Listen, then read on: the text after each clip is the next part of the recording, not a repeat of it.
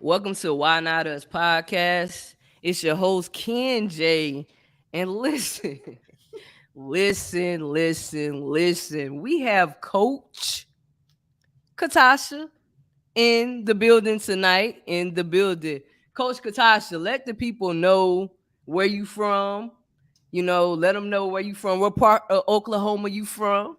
Spencer forever. Spencer forever. Spencer, Oklahoma. You feel me? Shout out to Spencer, Oklahoma. Big energy only. Big energy only. Yes, So listen, you are a sexual educator. I am. I am. Okay. That's dope. That's Wait, everything because people need to know about you'd be sex. surprised how many people don't. So yes, it is a very interesting job. Okay. Because Cool you job. because people really don't know what they doing. Well, it's not. So yes, that is true. But Okay. most people fumble. If you keep trying, you can fumble through it and figure out the details. But a lot of the times, what happens is something we'll run into something that is, a hurdle, and we just say, "Fuck it, okay, that's it." Obviously, I'm not going to be one of the lucky people that gets to enjoy this. But no, you and your body and your sexuality are ever changing. The sex that you have at 21 is not going to be the sex that you have at 61. But believe you me, the sex that you have at 61 would be much more gratifying if that's what you want it to be. So, like, you just have to know that for kinks and hiccups are going to happen because you are a person and kinks and hiccups happen everywhere else. And it doesn't mean the end, and it doesn't mean that you have to enjoy something less. You just have Okay. to jump over the kink. All right. So, how are you feeling mentally tonight? Um, Mentally, I'm mostly okay. I'm mostly okay. With everything going on, I'm trying to make space for people, but I'm really not in the space to hold for a lot of types of folk right now. So I'm just trying to keep positive, watching my cartoons, making sure I do my self care, and just really pouring that energy into myself and not letting other people take it away because they sure try. And you know what? And that's everything. And I'm sending positive vibes and positive energy to you. Thank you, because It's I a live in Oklahoma. I need hey, I'm it. sitting in Oklahoma. Let's go. You know what I'm saying? So, what made you want to get in, teaching about sex? So I don't. Okay, so here's the thing. I don't think if you talk to anybody who teaches about sex ed, you want to get into sex ed because you talked to somebody else or you saw something else that had to do with sex ed, and you said, you know, I'm dope. I can do that because this is not a job for regular people. It is, but you have to be already on a certain level in your journey, right? Okay. So even if you are a regular person, you still need to be at a level in your journey to be able to teach other people how to enjoy pleasure and about anatomy in their bodies and things like that. And I think that I cannot say that this was always going to happen. I don't know that. I do know that I was reading erotic literature in the fifth grade.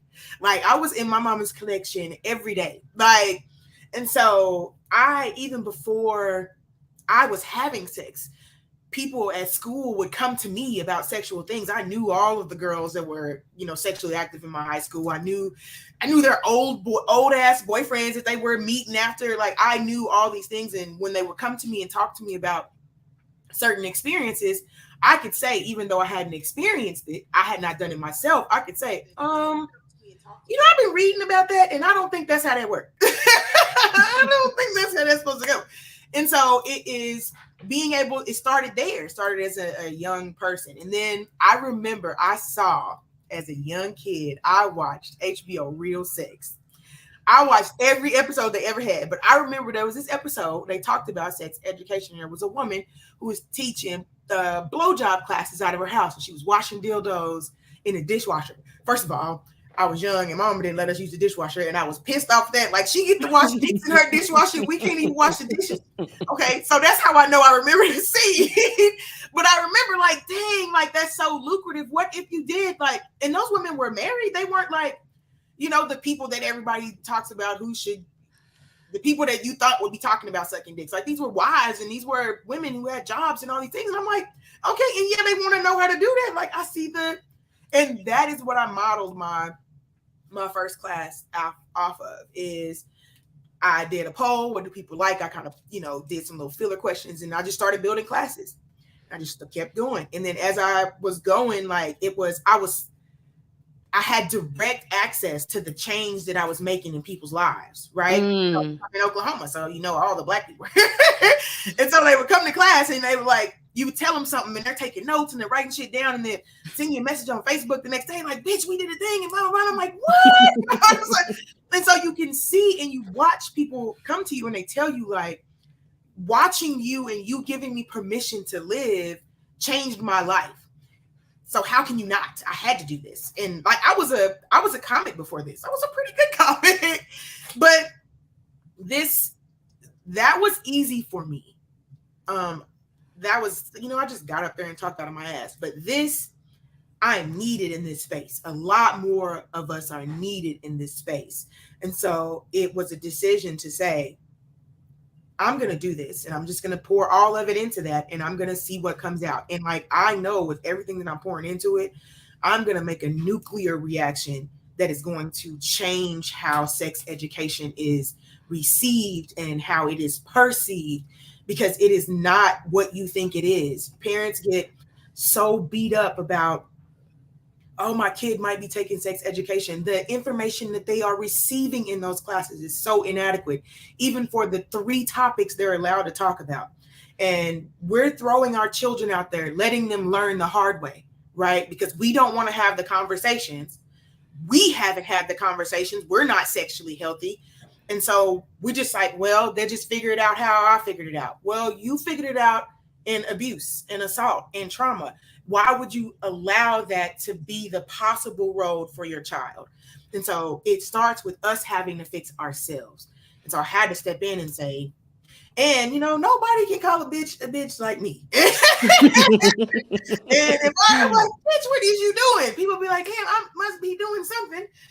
So, give people what they want. And I'm here to try to corral as many of us as I can to not live the rest of our existence in this hole, in this bubble of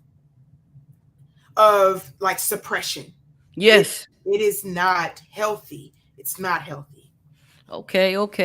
What's up, sis? I see you in the building. Appreciate it. Sis, you got any questions you could ask for sure. But look, so like everybody be like the motion in the ocean and different things like that. Like, and it doesn't matter about the size of the penis and everything like that. You feel what I'm saying? Right. Because you know what I'm saying? Because a lot of people, well, a lot of men that I know, they always talking about, beating them cheeks and stuff like that, and they trying to hurt it or something. You feel what I'm saying? Can you elaborate on Yeah. why do they think that they supposed to hurt That it it like that? deserves punishment. Okay. Yes. Well, first of all, let me say that I am an advocate for punishment. Say less. It is not the only way to communicate with a vulva, right? And again, it comes down to you having the forethought to know that this is an educational process, right?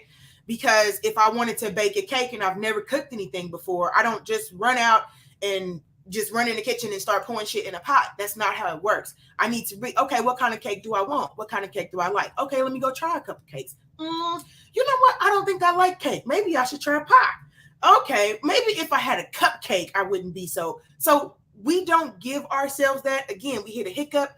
I don't like cake. Fuck it. Throw everything in the trash. And so we don't give ourselves the process that sex education takes. And we don't give ourselves the space to fuck it up. Yeah. And that's what we need. And so to men, their only source of sex education is, shit they uncles told them and stuff they learned from their friends in porn, right? Mm-hmm. So actors, pretty much. So you have people that are only acting out exactly what you Googled in, exactly what you put in, right? So you have no idea how to get to that. You have no idea if that person even likes that. You just know that that's what they consented to and paid for, hopefully, right? Yes. So when you talk about the conversation about beating it up, We do like that. And so what happens is when we make these comments, when they're like, oh, they don't want you to beat it up. No, we want variety. I want all of the things. I don't just want those things. And I know that sometimes people do make size the most important thing, but definitely those are not people with penises. I mean, those are not people with, vulvas, because that is not the most important part of sex. It has never been. It has never been the most important.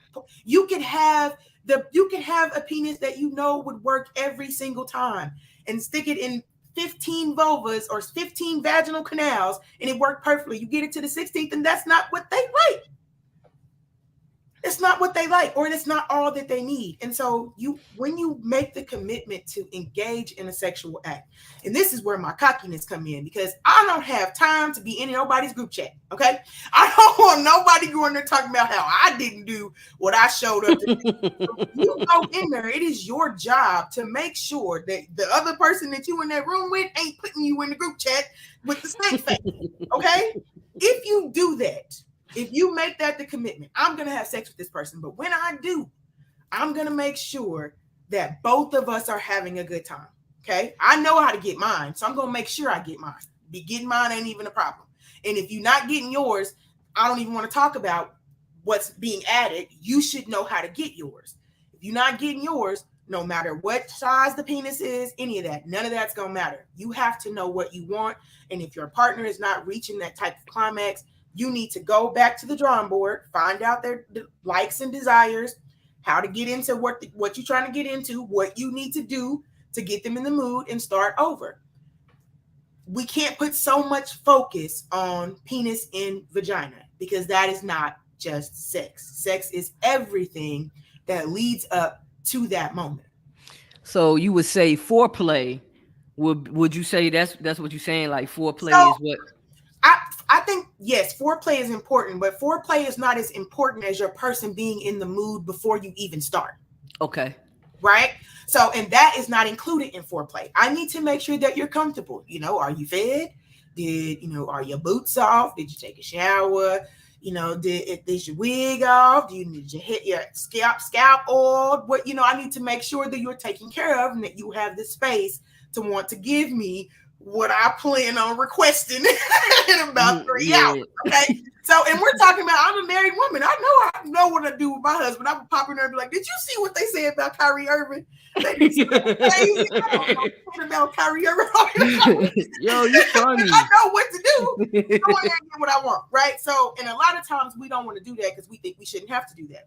You're talking to another person. You need to make sure that person is okay before you decide, let's start having sex, because having sex means nothing if they are not okay on either end. It's more important than we put emphasis on, for sure. Okay. So when like lesbians or whatever, you know what I'm saying, and eating it and everything like that, what advice would you give a person that really don't know what they're doing? It's the exact same thing. So here's the thing about the situation in one part and a situation in the other part. You're pretty much anatomically working with the same parts, different sizes, right? In different places. So the testes are the ovaries, the clitoris is outside versus inside. So you're pretty much working with the same amount of parts in most cases. In any makeup, it's just a mixture of these two types of parts, right? So if you learn what type of pressure, rhythm, hot spots, finding your partner's spots, okay? And when you're talking about a vulva, there's a lot of different places because your clitoris is actually shaped more like this, okay? And so this is only the part that you can see. Is that little part right there. You pull the clitoral hood back and you have this. But all of this is inside. So when you are doing stimulations in all those other areas, you are actually stimulating the clitoris from a different part of the body. Okay. So depending on where your partner or that partner likes the stimulation, you just have to go and find it. Where is it at? Do they prefer clitoral stimulation? Do they like sucking? Is it nibbling? Do they like pressure? Is it a rhythm? There is a system to finding out erogenous zones that work. All you have to do is switch the body part. I just wrote a book. It's called The Technical Guide to Creating Intimacy. It gives you a list of all of the erogenous zones, and it gives you a list of things you can do to them. And you can literally go through and pick and choose, okay, on this part, I'm going to do this. And you can just keep doing those things until you find out the system that your partner prefers or that partner prefers. Okay, so how can we get that book, Coach Catasha? If you Google it, it's on Amazon. If you want a signed copy, I think I got like 10, maybe 10 left. But if you Google it, it's on Amazon. It is called The Technical Guide to Creating Intimacy. I also have a book called Headhunter's Guide, 5 Tricks You Can Add to Your Bag Today, which is a dick sucking book. Yeah. So which is one of my most popular classes and has been all since I've been doing this, and from 2015 to today, it is still my most popular class. So on both ends, but I have, it has 5 fellatio moves that you can try. It has the breakdown, what you should do. And then coming in November, I will have my Headhunter's Guide for the vulva. So okay. And it's most definitely in Barnes and Nobles, the Headhunter. it most definitely is, so hey, but I most definitely want to get the Headhunters for the vulva when that comes out in November. Most definitely, yes. I do the artwork in the books. I had to learn to draw because it's not a lot of a lot of anatomical, and it's definitely not like dark skin or more are how I'm trying to explain to you, because my audience is predominantly Black. I teach to 98%, 99% Black people. If it would be 100 if I could. But I want to be where I'm comfortable. I like being where people can understand me. If I make a movie reference, people understand that obscure movie reference to something. But I'm with my people. They understand me. And so it makes it easier for me to teach because people believe me. Yeah. They believe who I am. They can feel my energy. They know that who I am is who. If I say that you can do that shit, whoever's trying to tell you that you can't whoop me. And you know that. So you always have in the back of your head what anytime somebody try to say, I don't like to do that, and you be like, yo, you almost made me spit my water out. Yo, you funny. Like, you real funny, but I understand what you're saying. Like, because, sometimes people feel uncomfortable because it's not people watching. You feel what I'm saying? My old lady and my sister, they over there, commenting and stuff, but it's not people watching. And, it makes me think that maybe, they might, be uncomfortable and, asking questions. And I want everybody that's up here, it's a safe space. This is a safe space. This is these opportunities, the opportunities to ask these types of questions come so rarely that if you have it, ask them. And because sometimes I get in these spaces and I'm like, ask whatever you want. And then, I see somebody out at the grocery store later and she was like, I was at that thing, but I wanted to talk to you because blah, blah, blah. And I'm like, we could have fixed that a long time ago. I just do this. And then I go about my business and I see her later and she's like, oh my God. I got chased down in a wedding. I was knocked all my shit away. Lost my business card. She's like, I lost your car. And I didn't know what I was going to do. But it's what I do is such the work I do. Like, if you get in a room with people who really want to learn about their bodies and who are really trying to access pleasure, like it is a magnetic field because people want to talk about these things. Mm-hmm. They can study. Most people don't talk to their doctors about it because most doctors don't talk to their patients about their sexual health. Yeah. They do not discuss it with them. So who else do you talk to? Who do I talk to if I'm experiencing vaginal dryness? I feel like I'm too young for this. Why is this happening to me? Who are you supposed to talk to? So I'm sorry, go ahead. It's just that if you have these spaces are sacred to us, especially for people who look like us. So definitely we need to be using them. Yes. So what about anal? Is it true, like, in men they have that part? They said the prostate? Something that makes them. Yes. So, but again, we're talking about pretty much the same makeup. The prostate and the prostate in a male body and the Skene's gland in a female body is made up of the same tissue. It's made up and it has pretty much the same function. It just moves in different bodies. So your Skene's gland is one of the places that your female ejaculate. If you were to squirt, your female ejaculate can come from your Skene's gland, or it can come from your bladder. When a male ejaculates, the Skene's gland the prostate actually has quite a few functions, but one of its functions is helping the sperm, move down, secreting the fluid that helps the sperm move down and helps to clean out the urinary tract, so that because sperm is too acidic. Urine is too acidic to sperm. So the prostate fluid neutralizes the the pee and the Skene's gland pretty much does the same thing for women, which is why women who technically can squirt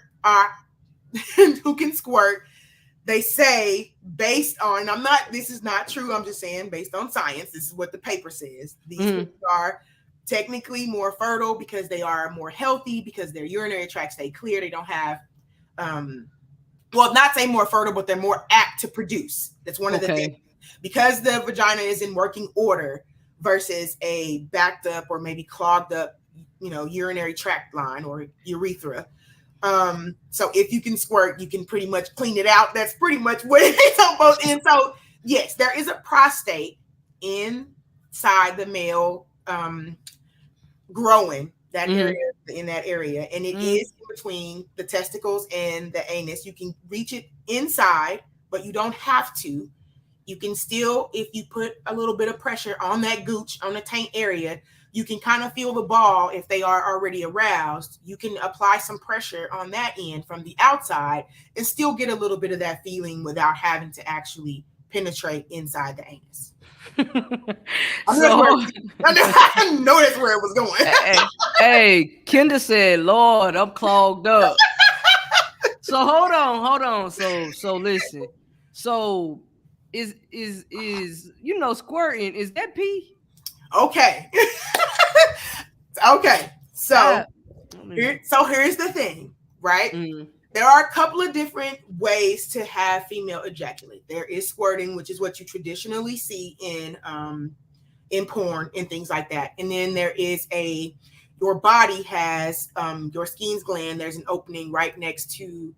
Okay, so I don't have my coochie here, but if you know the makeup, you have a clitoral hood, you have your urethra. Right next to your urethra, you have your Skene's gland, and you could have female ejaculate come from that area. That comes from your Skene's gland, and sometimes it contains prostatic specific antigens, PSAs. So sometimes when your squirt comes from your Skene's gland, it contains these antigens that they were able to find, but that's not all the time, right? So you have that type of squirting, and then you have squirting that comes from the bladder, which is just a reaction from touching that area that just triggers it and causes the contents of the bladder to release. Okay. If you pee before you have sex, studies have shown that within 10 minutes of being aroused, 10 to 15 minutes of being aroused, the bladder will completely fill up with a clear liquid that, from the last time I checked, they did not know the makeup, which there is a lot of research to be done here, but it will completely fill up with this fluid even after you pee. And if that space is stimulated, that fluid is what will come out. Okay. So that fluid does come from the bladder and does contain traces of urea, because urea is one of the foundations of pee. But it is not your body's waste, because you got rid of that before you started having sex. So if you pee before you have sex, the contents that expel from your bladder will not be the waste products you had for the day. Okay. If you do not pee and you trigger that type of orgasm, it is going to expel whatever you have in your bladder. And if that is your waste products, it will be that. But if you have ever squirted, you know that it does not smell if you do not have waste products in your body. So I know, because I done had this shit in my eyelashes. So I know it is a difference. It is a difference between someone who has cleaned their bladder and the fluid that comes if you have peed before versus if you just come in and the spot get triggered, whatever's in there is going to come. But after that, it is going to refill with the whatever liquid. And if you've ever squirted, you know that once you start it, it don't turn off. So your body just keeps refilling the bladder for whenever you using it. As much as you squirt, you're like, do I have anything left? So if you keep going, your body will keep filling up. So yes, if it is that type of orgasm, yes. But you may squirt and not have that type of orgasm. You may have the type of orgasm that comes from the Skene's gland. And they may not feel the same. All orgasms don't feel the same. And they do not show themselves in the same places. So yes and no. If you pee before you have sex, you're good. All right. So every woman can squirt? Okay. No. Okay. No, So because people are innervated in different ways, which means they are supplied with nerves in different ways. So although someone may be highly innervated in that area, that the urethral sponge that is on the front wall, that may be a highly sensitive area for them, but it may not be enough to stimulate that alone, or it may not be one of their highly innervated areas. It may be another place. So everyone should, if you have all the, if you haven't had any surgeries, or, the doctor ain't told you it's messed up, which it can be, if you have your stock model and it's doing what it's supposed to do, you should have a urethral sponge, but it may not be as sensitive, because that may not be where that vagina is highly innervated. It may be, further back in the vagina, because it all depends on where it hits that inner clitoris, where it touches, where it's stimulating that orgasm from inside. So that may not be a highly innervated area for everyone. But that does not mean that stimulating that area does not still feel really, really good. It's kind of like getting your nipple sucked. Like, yeah, you could, but if they passed it, like, you'd be fine. But like, if you do, I'm here for that too. Yeah. Sometimes there's a lot of places in your body that are like that, but there are some places it's like, no, you can't miss that. Like,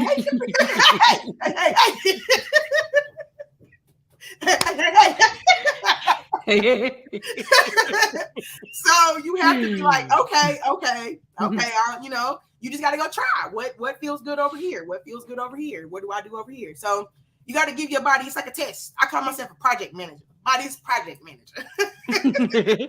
So somebody asked, is it different to please a guy who is circumcised? Yes and no. So you actually have to be a little bit more careful with men who are not circumcised, because that skin is hanging on, it's has an additional tag, and you don't want to be too rough with that. Also, the plus side of men who are not circumcised is that whole area that is cut off is nothing but nerves. So if they still have that skin, they have much more intense orgasms, because they have, access to many more nerves in a centralized spot. So men who are uncut are highly sensitive to sex. They're, so they are, you just have to work with where they are in, what kind of pain, like what they like. But it is no different as far as someone who is uncut and cut, because a man who is cut might still be that you're doing too much.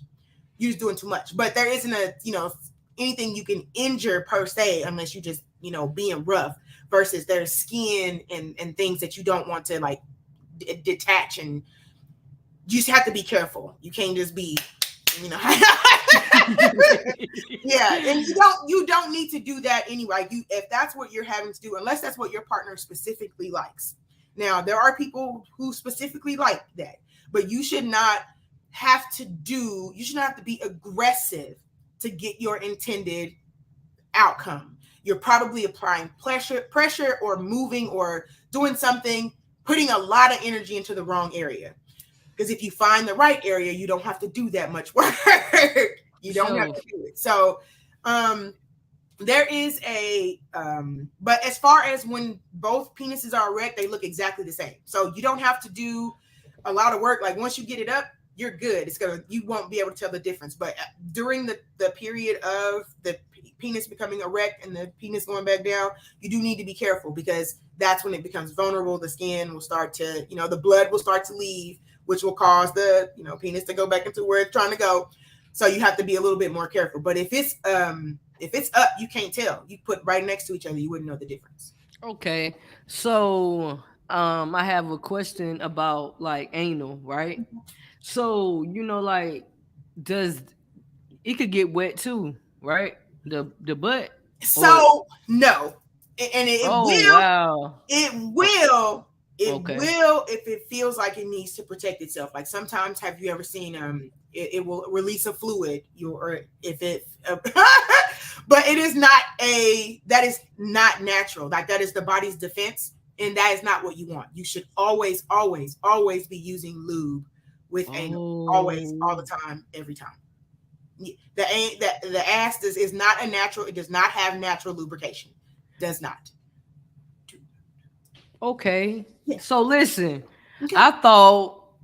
I really thought that, what I'm saying, the butthole can get wet. I don't. Yeah. Okay. It doesn't. You need to. It's a protection. Like it's like. Yeah, like your body is. That's what it does. It's designed to protect itself. So if it is, I saw it in a flick once, and I was like, okay, that's not normal. I need to find out what's happening. This was like probably years ago. I was like, what the hell was that? And I actually went and asked an OBGYN, and that's what he said is that, it is that fluid is the body's reaction to what's happening. It's attempting to protect itself because it feels like it's, in danger or whatever. So you should always, you can never ever have too much lube doing anal. Ever. You can never put it inside, put it outside, on top, bottom. It needs to be everywhere, on the toy, on you, on everything that goes inside. Okay, outside, because everywhere. Yeah, because I really thought that that was the butthole can. So the butthole. No. Okay. Okay. I got. Listen, this is the first time, like, because. No. Absolutely not. There's nothing in your butthole that secretes a fluid that could help you. And the fluid that comes from inside of you, I'm not sure because I smoked a little bit before this, but I think that it comes from your intestines, because that's where your butt is a direct line to your intestine. It has no 420 other friendly. 420 friendly. 420 friendly. Let's go. Yes. But it's a direct line. It's a direct line. There is no other purpose for that. So there is nothing. There are no Bartholin's glands, there is no, or Cowper's glands, or anything that makes lubrication in the anus for sex. No. Okay. Wow. I didn't know that. Like I said, I didn't know that at all. Like, wow. You would have never know that. You would have never not known. So, all right. So what about with two women, right? And bumping. Okay. So, yeah, like, slip and slide. Okay, like, what about it? You know what I'm saying? So,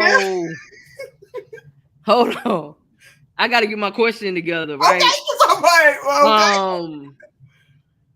Because that's like friction on friction. You feel what I'm saying? That's like, yeah. That's what I'm just saying. Like, it's healthy. That's what I'm saying. It's healthy. Yes, all sex is healthy.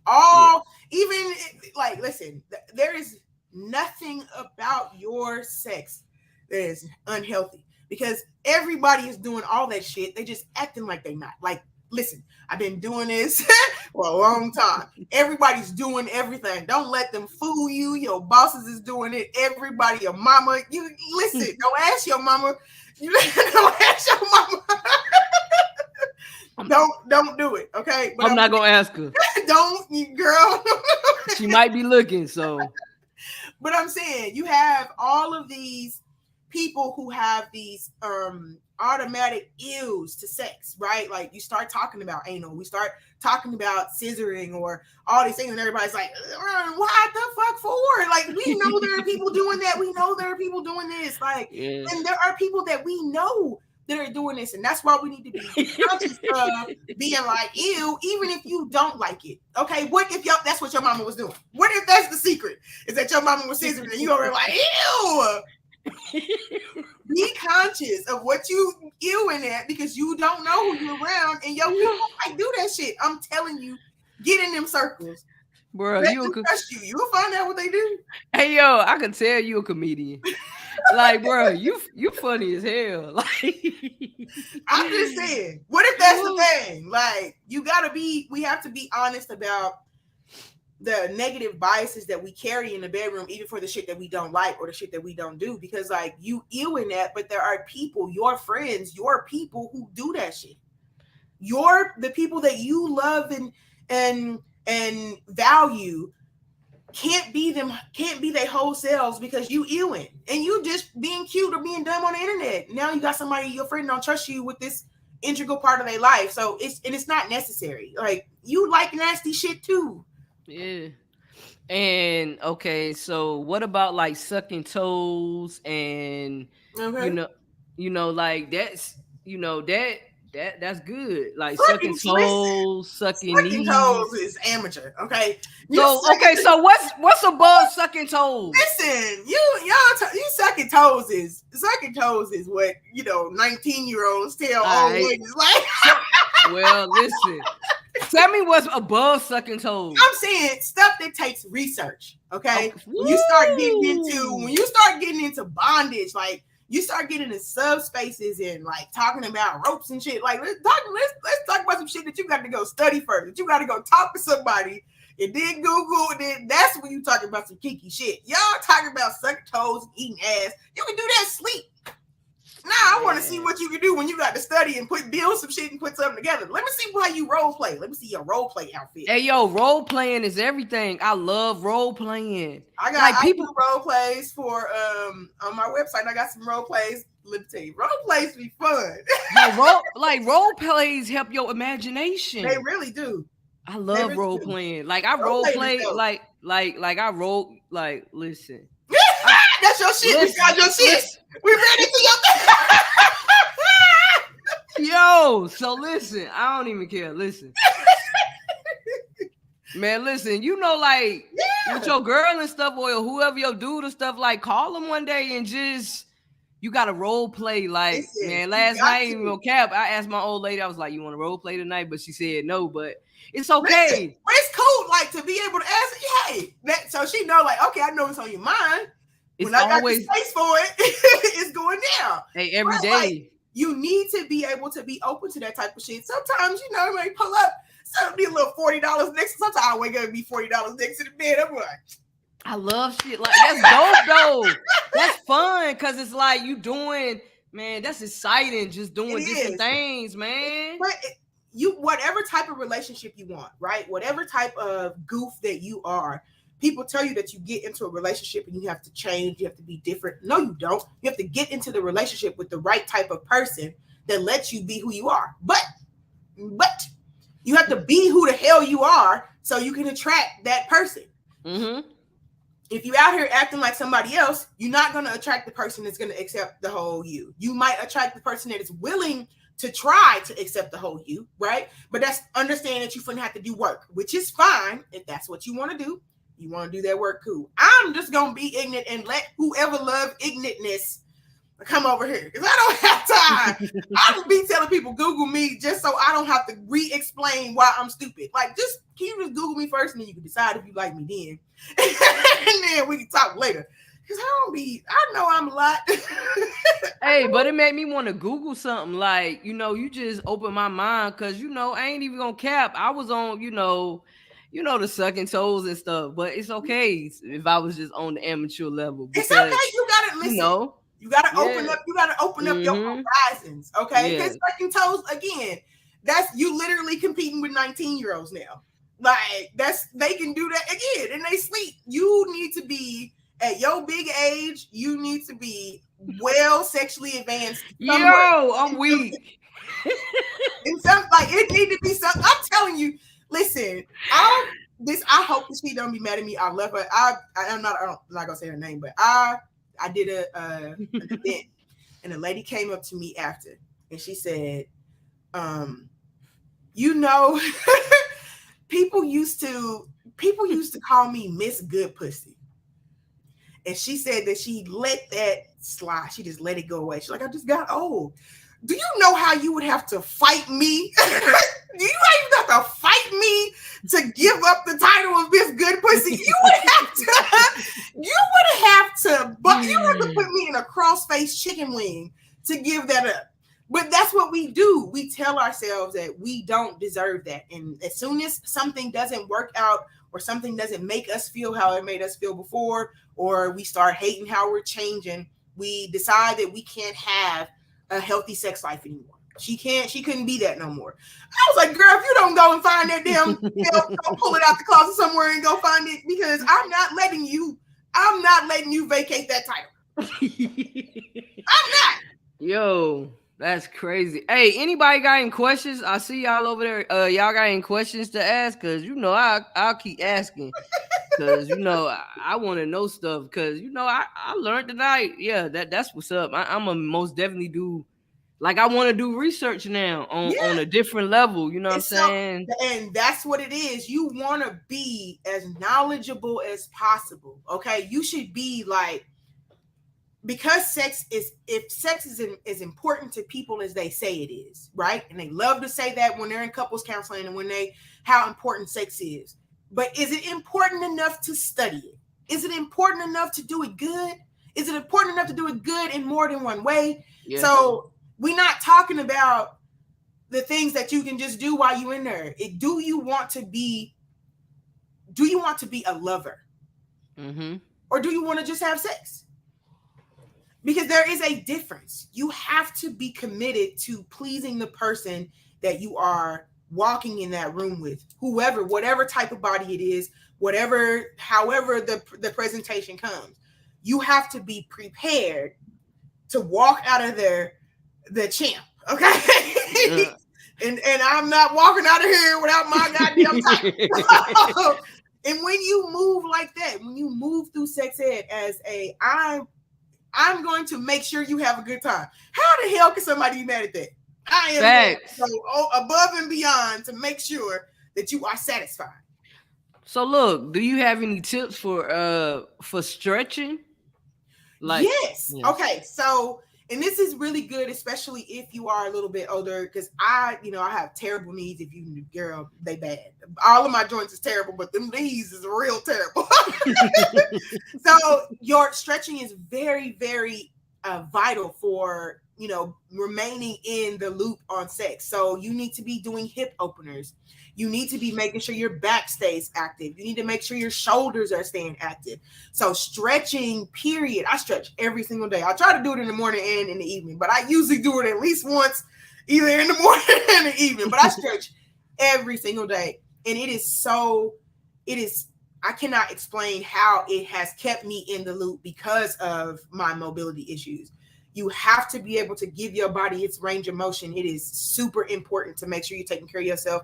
And stretching is one of the greatest gifts you can give to yourself sexually, because you can give yourself the range to move and position your hips during sex to find your orgasm, right? So if you can open your legs wider, if you can put your knees behind your head, you get in a different angle. Now we're getting in different spots where you're talking about you accessing the A spot and the O spot. And you got all these other erogenous areas deep inside the vagina that you need to be able to access, but you need to be able to move and wiggle to do that.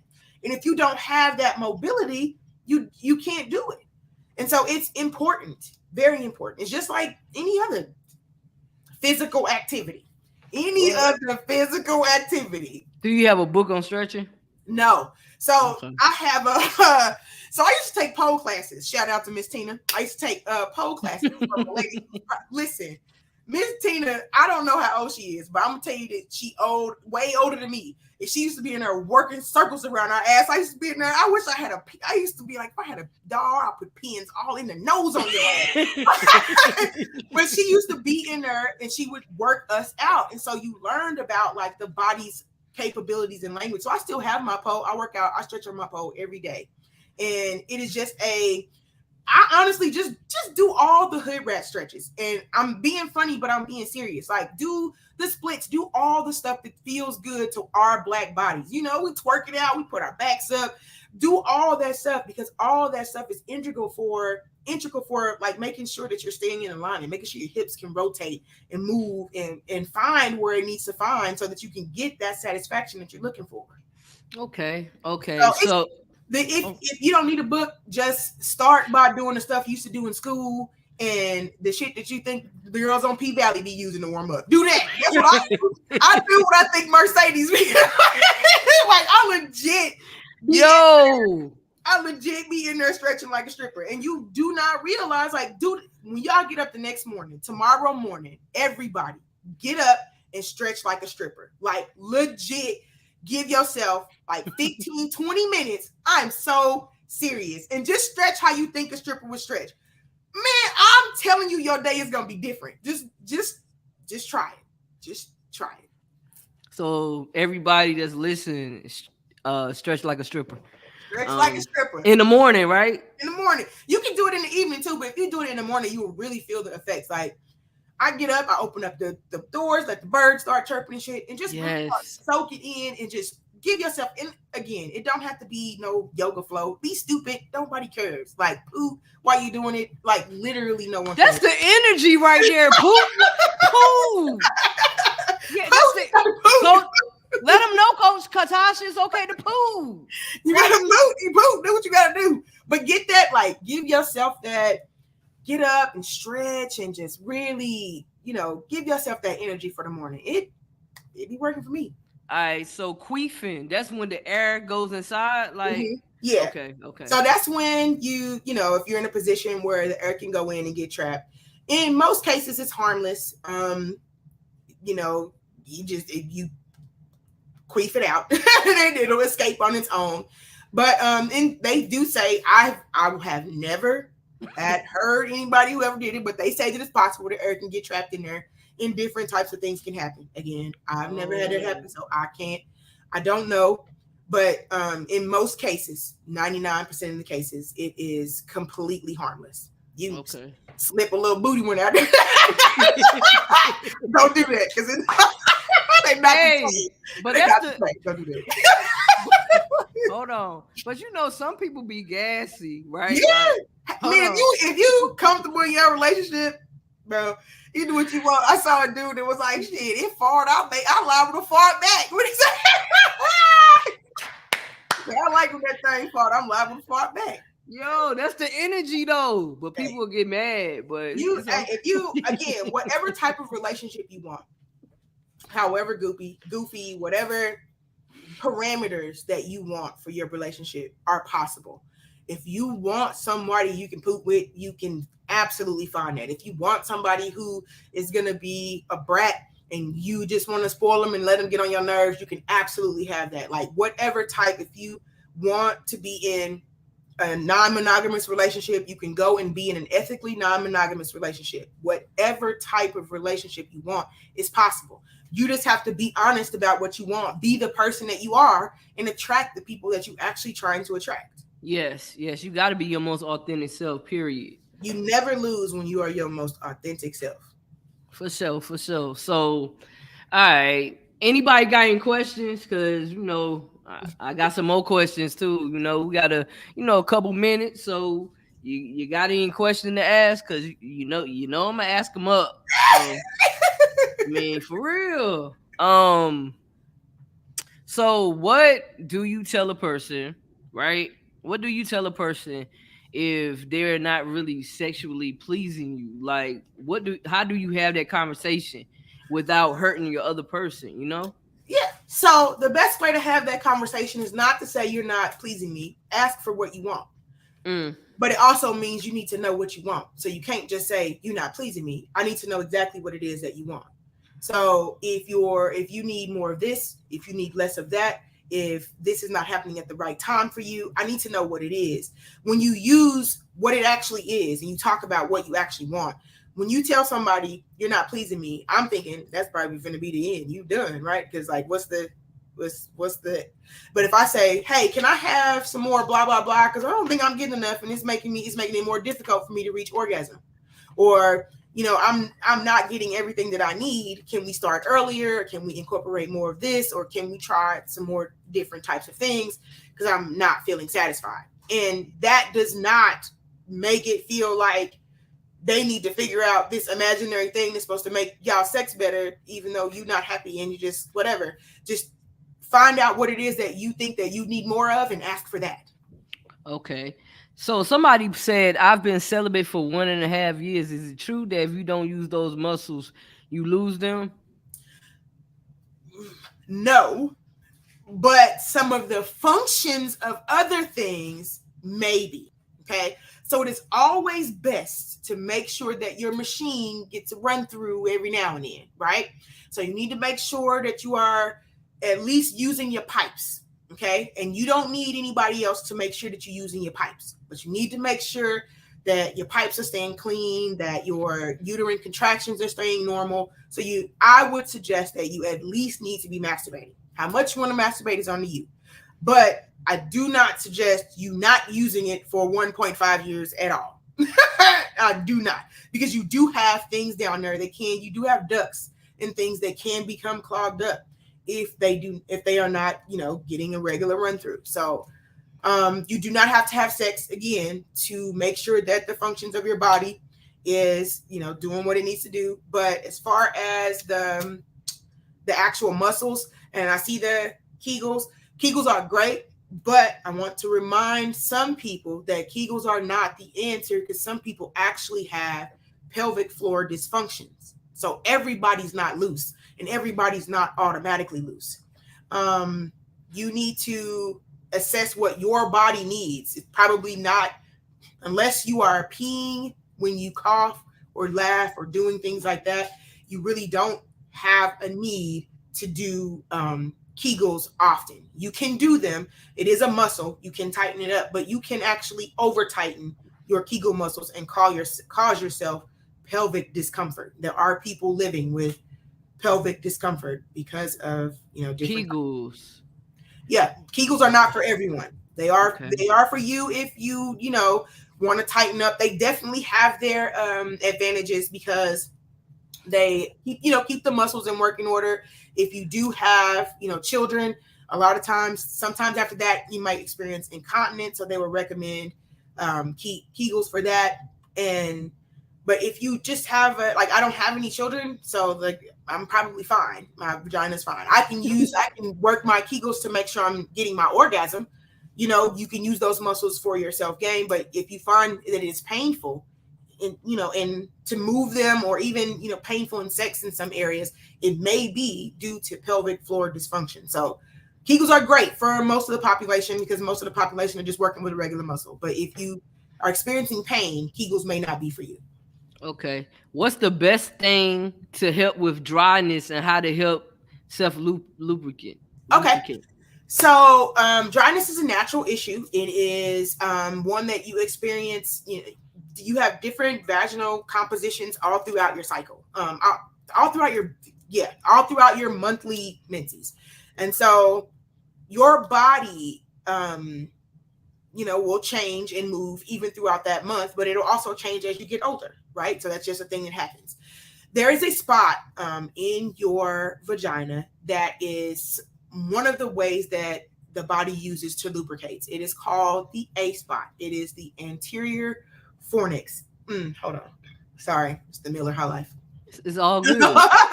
It's natural.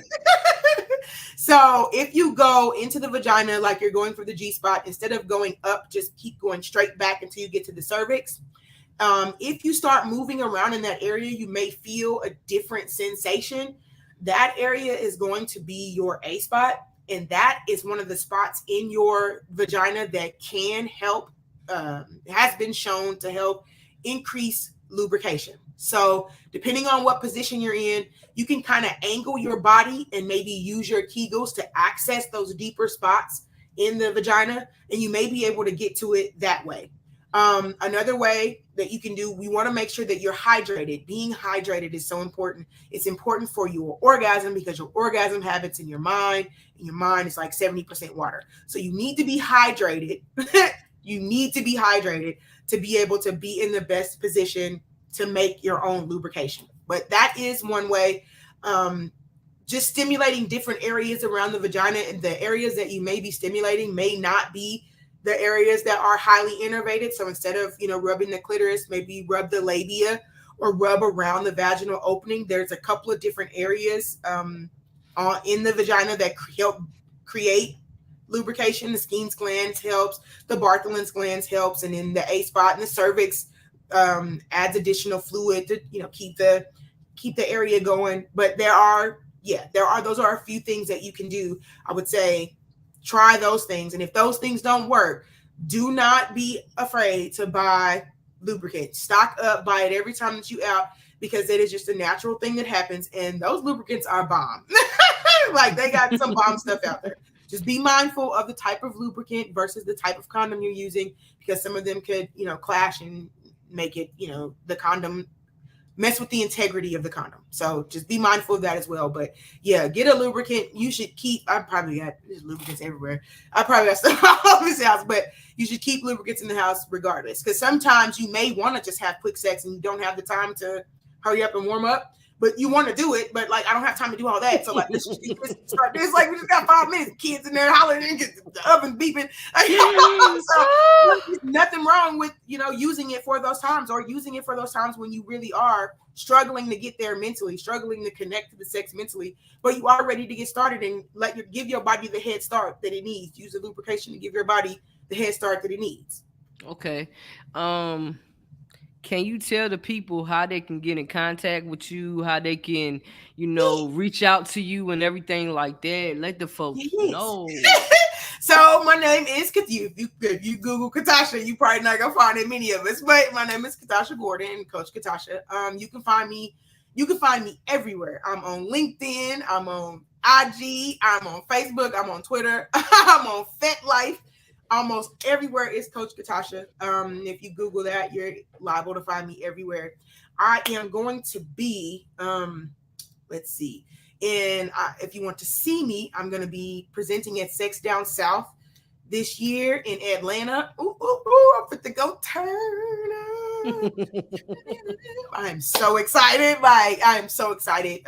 Sex Down South is an amazing experience. And it's all Black and queer, and I love it. I can't wait to go absorb the energy. So if you want to see me, that's where you can see me. But I'm always around. Catasha, you can find me anywhere. You can buy my books on Amazon, Barnes and Noble, whatever you need. and Expression Over Repression, your website, right? Yes, I have a online sex ed library where you can have a subscription for just $10 a month, and I upload a class every week. It has something to do with sex ed, dating. I cover all kind of topics. I got role plays on there. I got a wrestling role play. I got all kind of stuff on there. But it is a place for people to come and learn about sexuality and learn about their sexual education in a way that feels comfortable, and they can do it in the confines of their own home.